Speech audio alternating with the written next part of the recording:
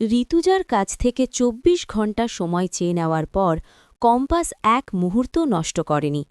তার তীক্ষ্ণ নজর ছিল মুক্তির গতিবিধির ওপর।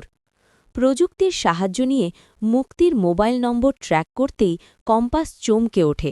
সে জানতে পারে মুক্তি এই শহরেরই একটি গোপন ডেরায় গা ঢাকা দিয়ে আছে।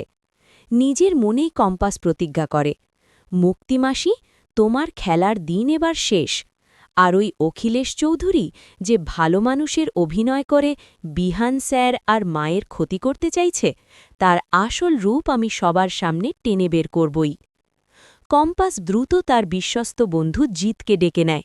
তারা দুজনে মিলে মুক্তির সেই আস্তানার চারপাশ নজরদারি করতে শুরু করে।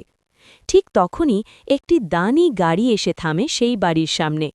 কম্পাস অবাক হয়ে দেখে গাড়ি থেকে নামছেন স্বয়ং অখিলেশ চৌধুরী। কম্পাসের সন্দেহ সত্যি প্রমাণিত হয়। সে বুঝতে পারে অখিলেশ আর মুক্তি আসলে একই মুদ্রার দুই পিঠ। কম্পাস জানত শুধু মুখে বললে ঋতুজা হয়তো অখিলেশের বিরুদ্ধে বিশ্বাস করবে না, তাই সে কৌশলে ঋতুজাকে ফোন করে সেই ঠিকানায় ডেকে পাঠায়। ঋতুজা যখন সেখানে পৌঁছায়, কম্পাস তাকে আড়ালে নিয়ে গিয়ে বাড়ির ভেতরে উকি দিতে বলে। বাড়ির ভেতরে অখিলেশ তখন ভীষণ অস্থির। সে মুক্তিকে লক্ষ্য করে বলতে থাকে, মুক্তি, আমি খুব ভয়ে আছি।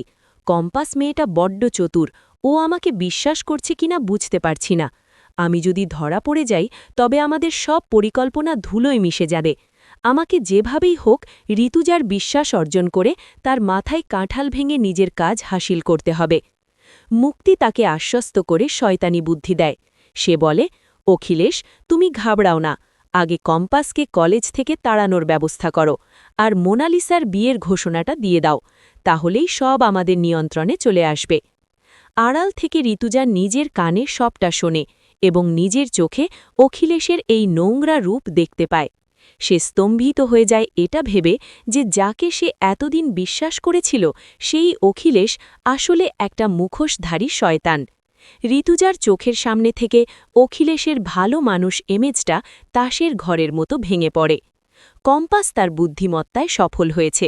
সে প্রমাণ করে দিয়েছে যে অপরাধী যতই শক্তিশালী হোক না কেন, সত্যের জয় অনিবার্য।